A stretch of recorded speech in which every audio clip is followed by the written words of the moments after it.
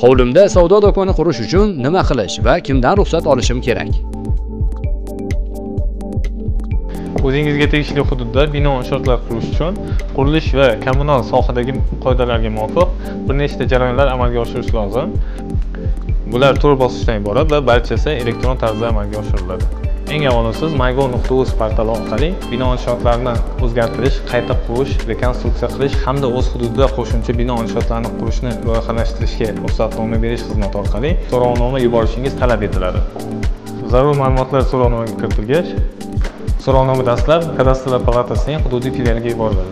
Kadastr xodimi ushbu so'rovnomadagi kadastr hujjatlarini tizimga yuklaydi hamda vakolatli organ tuman qurilish va uy-joy kommunal xo'jaligi bo'limiga yuboriladi. Vakolatli organ shaffof qurilish milliy axborot tizimi orqali ko'rib chiqiladi.